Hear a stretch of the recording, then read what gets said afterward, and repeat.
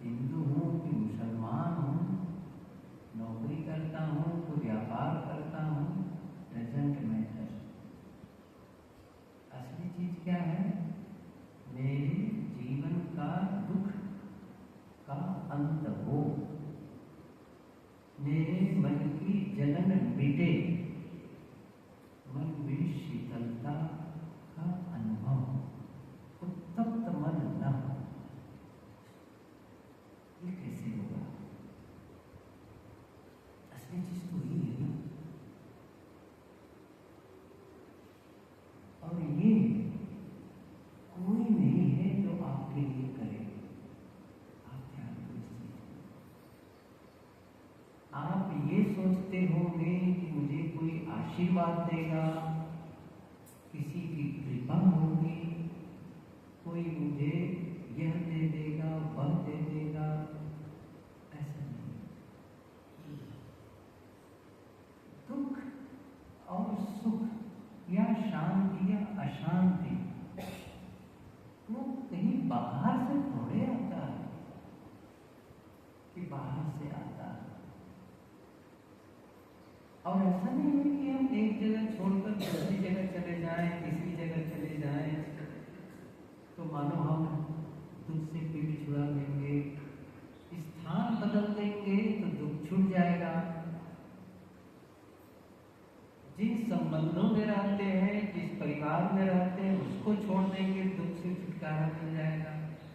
ऐसा नहीं। कल्पना करो कि आदमी सुबह भाग रहा है। अच्छा, क्यों भाग रहा है? अपनी छाया से। मेरी छाया से छुटकारा हो जाए। मेरे जो पद चिन्ह है, अर्थात जो जब चलते हैं तो पीछे जो चिन्ह बन जाता है उसे कहते हैं पद चिन्ह। कभी आप समुद्र किनारे, नदी किनारे या गांव का अनुभव होगा, धूल में चले हो, कभी बादल में चले हो, तो एक चिन्ह बनता चला जाता है, उसको कहते हैं पद चिन्ह। तो अपने पद से, चिन्ह से छुटकारा पाने के लिए वो भागा जा रहा है। क्या लगता है? जितनी दूर भागेगा, जितना भागेगा, क्या उससे अपनी छाया से छुटकारा मिलेगी? छाया कहीं अलग से है। जितना भागोगे पद चिन्ह बनेगा। अच्छा क्या होता? भागो मत। किसी पेड़ की छाया में बैठ जाते हैं तो छाया से छुटकारा हो सकता है। पद चिन्ह का से छुटकारा हो सकता था।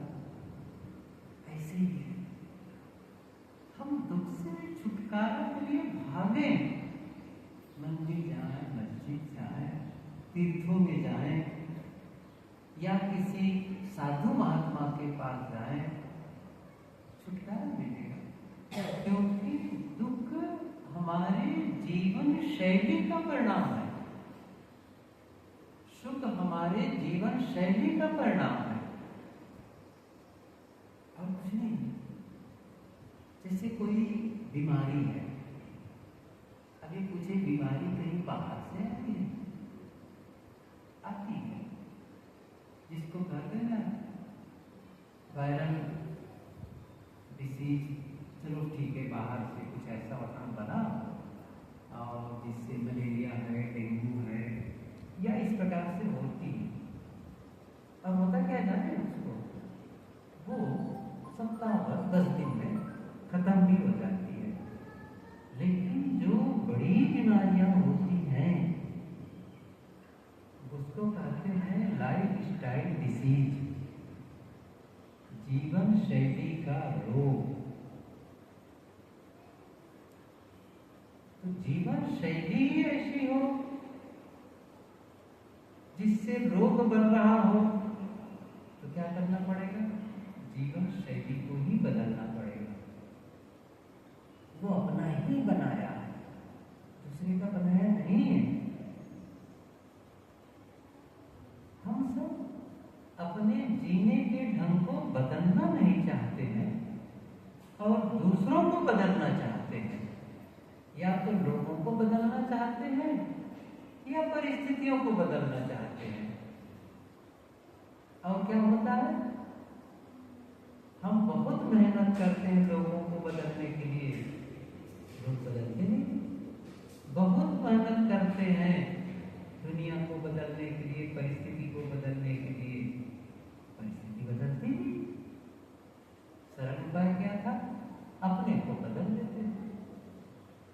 तो बहुत पुरानी कहानी जो मैंने पहले भी कही होगी कि एक इंसान घर जब लौटा रात में, तो उसका जो छोटा बच्चा था वो इंतजार कर रहा था कि पापा कब आए घर, मैं उनके साथ खेलूंगा।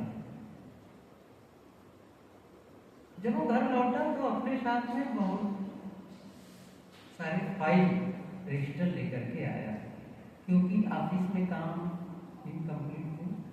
सोचा कि चलो घर में इसको पूरा करूंगा। और जैसे वो घर में आया तैसे ही उसका बच्चा मचल गया कि पापा मैं आपके साथ खेलने वाला हूँ, आप सब छोड़ो इसको, जल्दी तैयार। उसने कहा बेटा मेरा बहुत काम है, देख रहे इतने सारे काम, ऑफिस के पूरे काम को मैं वहाँ काम पीछे हो गया, उसको पूरा करने आया हूँ। और वो छोटा बच्चा था, उसने कहा कि हमारे स्कूल में तो जो बच्चे पीछे हो जाते हैं पढ़ाई में, उसको पीछे बिठा देते हैं, अलग बैठा देते हैं, आपको क्यों नहीं बिठा दिया जाता है? ना देखो स्कूल का नियम ऑफिस का अलग अलग है, मुझे काम करना है, नहीं मुझे खेलना है। अब बच्चे का भी जिद, अब बच्चे से पिंड छुड़ाना था, बच्चे से छुटकारा लेना है, तो करना क्या था उसको? सोचा किसी भांति इसको उलझा दे कोई काम में और हम अपना काम कर लें। सामने जो टी टेबल था उस पर एक मैगजीन था, और उसको खोला तो देखता क्या है, उसमें एक नक्शा दुनिया का, उसको निकाल लिया और उसके कई टुकड़े फाड़ डाले। और उस बच्चे से कहता है कि तू इस नक्शा को फिर से ठीक कर, सेलो टेप ले लो और इसको फिर से जोड़ो। उनको क्या पता था, उनको लगता था विश्व का नक्शा तो ये जोड़ ही नहीं पाएगा, दुनिया का नक्शा इसको कहाँ से पता होगा, जोड़ेगा तो बहुत समय लग जाएगा, तो तू कब करिए काम। अच्छा वो करने लगा, क्योंकि उसको खेलने का जुनून था इसलिए वो करने लगा। और क्या हुआ, ज़्यादा से ज़्यादा 10 मिनट, 10 से 15 मिनट में उसने नक्शा को जैसा पहले था वैसा ठीक करके ले आया। कहा पापा ये तो ठीक हो गया और आपको मेरे साथ खेलना है। उसको बड़ा आश्चर्य हुआ, इतनी जल्दी तो मैं इस नक्शे को ठीक नहीं कर सकता हूँ, ये कैसे कर लिया? लेकिन तू कैसे कर लिया इतना जल्दी? उसने कहा पापा बहुत सारा है, तो लगता है तुमसे मुझे कुछ सीखना पड़ेगा, मेरे से कुछ ज्यादा जानते हैं। अच्छा कैसे किया बताओ? उसने कहा बहुत सारा, ये बताओ तो सही। उसने कहा आपने जो कागज दिया था जिसमें नक्शा बना था, शायद आपको नहीं पता रहा कि नक्शा के अपोजिट अर्थात दूसरे पृष्ठ पर उसके पीठ में एक आदमी का चित्र था, पूरा आदमी का। और मैंने क्या किया, आदमी को जोड़ दिया, ठीक किया। और मुझे पता है कि आदमी का पैर कहाँ है, सिर कहाँ है, हाथ कहाँ है, उसको मैंने जोड़ दिया। और जैसे ही आदमी को ठीक किया, पलट के देखा तो विश्व का नक्शा ठीक हो गया। ये बहुत पुरानी कहानी है। वो आदमी जिसको ठीक किया गया और उसके ठीक होने से दुनिया का नक्शा ठीक हो गया, वो आदमी कौन है? और आदमी कौन है? अपने को ही तो ठीक करना है, अपने को ठीक नहीं कर पाते हैं, दूसरों को ठीक करने में लगे रहते हैं। तो जो शक्ति, जितनी ऊर्जा आप दूसरों को ठीक करने या दूसरों की निंदा करने में, दूसरों की बुराई करने में जितनी ऊर्जा खपत कर रहे हो ना, उतने में तो बहुत काम कर रहे हैं। किसी ने कहा है, जितनी ऊर्जा क्रोध में खत्म करते हो, निंदा में खत्म करते हो, उत्तेजना में खत्म करते हो, यदि उस ऊर्जा को बचा लेते ना, तो कई बार मोक्ष हो जाता। क्योंकि जो शक्ति हम गलत तरफ लगा रहे हैं, ये वही शक्ति जिसको बचा सकते थे।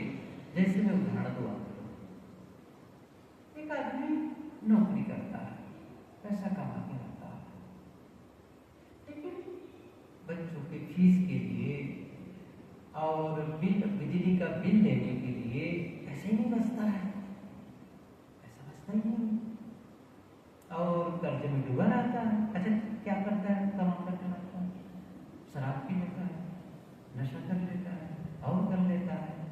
ये वही पैसा है जिससे तुम बिजली का बिल जमा कर सकते थे, बच्चों का स्कूल का फीस जमा कर सकते थे। कहाँ खर्च कर दिए? वहां जहां पर वह आपको बर्बाद कर रहा, नुकसान कर रहा। वही ऊर्जा हमारी, वही सोचना, वही बोलना, वही करना, वही शक्ति है जो हम दूसरों की आलोचना में लगाए। फालतू काम में अपने समय को कहाँ लगा रहे हैं बताओ जरा से। हम जब मोबाइल लेके बैठ जाते हैं तो कैसे, किसी ने कहा ना, स्क्रोलिंग करते चले जाते हैं, बस बस।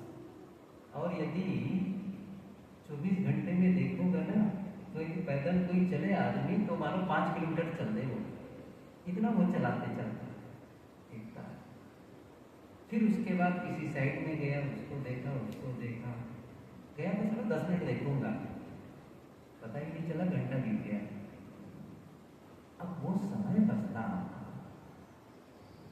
अब उसी समय में आप कोई अच्छी पुस्तक को पढ़ करके सुंदर सा ज्ञान पा सकते थे, या कोई घर का ही काम संपन्न कर सकते थे, कोई रचनात्मक काम कर सकते थे। मैंने क्या कहा था शुरू में, छोड़ दो आप इस समय, धार्मिक हो कि नहीं हो, ईश्वर मानते हो नहीं मानते हो, आप अपने जीवन को तो मानते हो ना,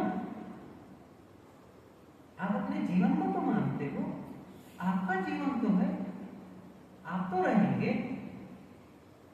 और क्या, जब आप कहीं जाते हैं तो आपके साथ मंदिर जाता है, आपके साथ आपका संप्रदाय चलता है, आप चलते हैं अपने साथ में, आपका विचार चलता है, आपका स्वभाव चलता है, आपका गुण दोष चलते हैं, आप भी चलते हैं, आपके अंदर अंदर जो चलते रहते हैं ना विचार, वो चलते हैं, वो, और उसको तो ठीक नहीं किया गया है। कबीर साहब की पंक्ति बहुत जो प्रसिद्ध है कि जाको सद्गुरु ना मिला व्याकुल दहो किस धाय, आंख न सूझे भावरा घर तेरे गुरु बुताए। जिसको सद्गुरु नहीं मिलता, सही ज्ञान देने वाला नहीं मिलता, तो क्या करता है वो? उसकी आंख से दिखाई नहीं देता, ठीक से देख, आंख से मतलब समझ सही नहीं होती उसकी है। क्या करता है वो? घर लगी है आग में और पानी कहाँ डालता है? जहां कचरा फेंकता है, गुजराती में कहते हैं उकेरा, वहां। हाँ, तो घर जले, और हिंदी में कहते हैं घूर, जहां कचरा फेंका जाता है। कहाँ बुझा रहा है? वहां। आप कहाँ लगी? घर में। हमारी दशा यही तो है, हमारा अंतस जल रहा है, पानी कहाँ डाल रहे हैं? शिवलिंग में जाकर के, या सूर्य को अर्घ्य दे रहे हैं, सही है कि नहीं है? वहां जाकर के आप फूल पाना चढ़ाने चले जा रहे हो। आप घर में लड़ाई हुई है, पत्नी से लड़ाई हुई है, पति से लड़ाई हुई है, बच्चों से हुई है, माता पिता से हुई है, अब आप मनाने किसको जा रहे हो? भगवान से। कमाल की बात नहीं है, भगवान से लड़ाई हुई है क्या जो भगवान मनाने जा रहे हो? अरे घर में जो भगवान है उससे लड़ाई कर रहे हो।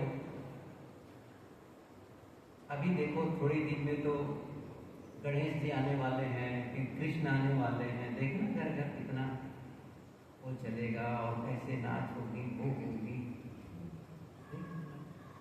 कई लोग आते हैं, सोसाइटी वाले कहते हैं साहब क्या बताएं, पूरी रात हैरान बैठना, बाजा हल्ला, और आपको क्या है, आपको नींद नहीं आ रही, आप जाने, और लोग तो धार्मिक काम कर रहे हैं, लोग तो भगवान को मना रहे हैं, और आप कुछ बोलेंगे ये लगता है नास्तिक है, ये बड़ा धार्मिक है।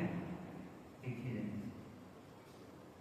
वो वही घर के लोग हैं जो आपस में संघर्षरत हैं, वही हैं जो अशांत हैं, पीड़ित हैं। तो वही तो है घर चले पूर्व बताया वाली बात। आप कहाँ लगी है, आप परेशान हैं, आप दुखी हैं, आप अशांत हैं, और उसके लिए कारण के दूसरी जगह आप समाधान करेंगे। शायद की पंक्ति है ना, वस्तु अंते खोजे अंते क्यों करावे हाथ, सज्जन सोई सराय ये जो पाराग्राह के साथ। वस्तु कहीं खो गई है, वस्तु खोई है कमरे में, ढूंढ कहाँ रहे हैं, गली में, सड़क पर जा करके। क्यों ढूंढ रहे हैं, क्योंकि वहां प्रकाश है, हजार प्रकाश हो, जहां वस्तु खोई है कहीं आपके भीतर। मैंने कहा हमारे जीवन ही ऐसा है जिससे दुख क्रिएट हो, उसका रिजल्ट ही ऐसा आएगा, बस रिजल्ट ही ऐसा आएगा। हम गलत आहार करेंगे तब हमको नुकसान मिलेगा, नुकसान मिलेगा। सही करेंगे तो सही रिजल्ट आएगा, यही है बस। तो हमारा जीवन जीने का ढंग ही गलत है, हमें तो उसे ठीक करना चाहिए। फिर उसके बाद मानते हो कोई बात नहीं, वो भी गलत नहीं है, चलो किसी मंदिर में चले गए, हाथ जोड़ दिए, प्रार्थना कर दिए। लेकिन एक बात समझे आप, जो प्रार्थना है वो प्रार्थी को बदलती है, प्रार्थना प्रार्थी को बदलती है, और प्रार्थना करके प्रार्थी न बदले तो प्रार्थना का क्या मतलब है? आप क्या मानते हैं, आपकी प्रार्थना से भगवान बदलेगा? आपकी प्रार्थना से भगवान क्यों बदलेगा? आपकी प्रार्थना करके आप छुट्टी नहीं पा गए, किसी की प्रार्थना की और छुट्टी पा गए, नहीं, किसी भगवान की प्रार्थना करके छुट्टी नहीं पा गए आप, बल्कि जिम्मेदारी पड़ गई कि आप जो प्रार्थना कर रहे हो ना, अब वैसा जीवन बने आपका, वैसा। जैसे हम लोग हैं, साधु के कपड़ा पहन लिए, तो साधु का कपड़ा पहनने से थोड़ी जीवन बदल जाता है। साधु का कपड़ा पहनने से एक जिम्मेदारी आ गई है, अब मैं जैसा लोग मुझे मानते हैं वैसा मैं जीवन जीऊं, न केवल बाहर से बल्कि मैं भीतर से वैसा मेरा जीवन आचरण बोले, तब का महत्व है इसका। फिर कपड़े का भी महत्व है, साधु होने का भी महत्व है, सबका महत्व है। ऐसे ही मैं मंदिर जाता हूँ, कोई सत्संग में जाता हूँ, उसका भी महत्व है। फिर तो आपसे उसका महत्व है, उससे आपका महत्व नहीं है। आप ये समझे, आप ये बताइए, मंदिर का महत्व मनुष्य से है कि या मंदिर से मनुष्य का महत्व है? अच्छा मनुष्य ना हो, आप कल्पना करिए, अच्छा मंदिर में कोई जाएगा? मंदिर से ही मनुष्य का, मनुष्यों से ही मंदिर का महत्व है, पूजा स्थल का महत्व है, और आप ही गड़बड़ हो तो मंदिर का महत्व ही कहाँ रह गया? लेकिन आप ठीक होते हैं, उस मंदिर का भी महत्व बढ़ जाता है। तो आप है केंद्र में, आप है, इसलिए हर समय अपने को ही तराशना है। इतनी बार मैंने कहा है, जैसे कोई एक मूर्तिकार छीनी हथौड़ी ले करके पत्थर को गढ़ता है, बनाता है, ऐसे ही अपने को ऐसे गढ़ना बनाना है। हम में से कई लोग गए होंगे अहमदाबाद में गांधीनगर अक्षरधाम, तो अक्षरधाम में प्रदर्शनी है, तो जैसे ही आप एंट्री करो वहां पर, तो आप लोग देखे होंगे कि एक पत्थर की मूर्ति है जो अधूरी है। पत्थर में एक मूर्ति, एक मनुष्य की आकृति बन रही है, उसके हाथ में एक हथौड़ी, एक छीनी और दूसरे हाथ में हथौड़ी लेकर के, और वो इनकम्प्लीट है। मुझे समझ में आया कि इसका मतलब है कि ये जो इंसान है वो खुद का निर्माता है, खुद को बना रहा है। इसका मतलब यही है, हम अपने जीवन के निर्माता हैं, हम ही बनाते हैं, या कहना चाहिए हम ही बिगाड़ते हैं। बस निर्माता हम जब छीनी हथौड़ी जिसके हाथ में होगा वही तो आकृति देगा। पत्थर, तो पत्थर का मतलब क्या हुआ? पत्थर का मतलब एक आधार। निर्माता कौन है? जो कलाकार है, जिसके हाथ में छीनी हथौड़ी है। ऐसे ही आपका जीवन एक आधार है। बस अब क्या करना है? जीवन को कैसे बनाते हो, ये आपकी छीनी हथौड़ी हाथ में है। अब वो कौन सा छीनी हथौड़ी है?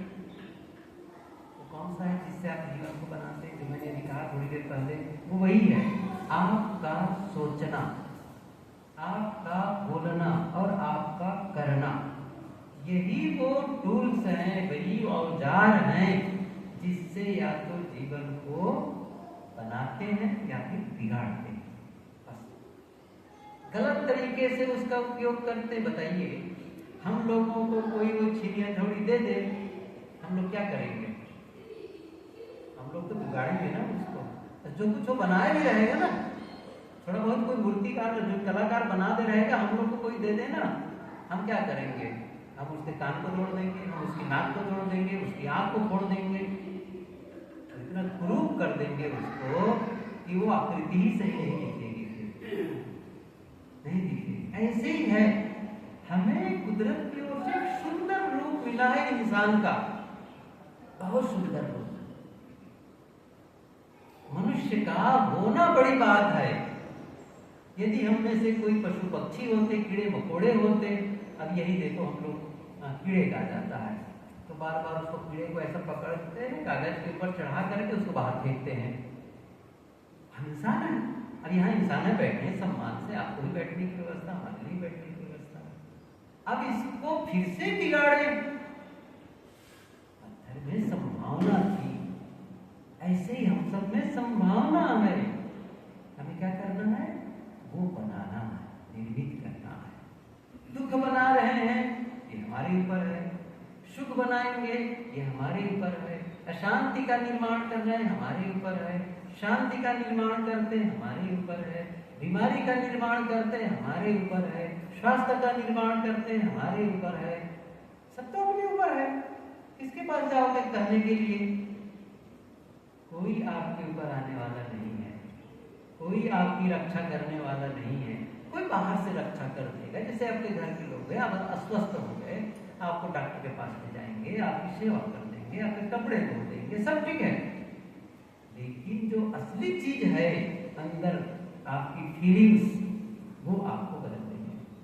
तो महत्वपूर्ण हमारा जीवन है। मैंने शुरू में कहा था, आप ईश्वर को पूछते हैं, नहीं पूछते हैं, धार्मिक है नहीं है, हिंदू है, मुसलमान है, ईसाई है, सिख है, व्यापारी है, किसान है, या फिर कोई वर्क ऑफिस पे काम करते हैं, नर है, नारी है, छोटे हैं, बड़े हैं, ये सब एक किनारे कर दो।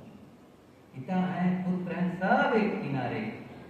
असली चीज क्या है? आप इंसान दुख सुख का अनुभव करते हैं, शांति और अशांति का अनुभव करते हैं, और आप और हम में एक योग्यता है, एक शक्ति है कि हम अपने दुख को खत्म कर सकते हैं, हम अपनी अशांति को खत्म कर सकते हैं। इस योग्यता को लेकर के ही जन्म लिए हैं। अब उसका कोई उपयोग न करें, फिर उनके किसे, लेकिन करें तो ऐसा कर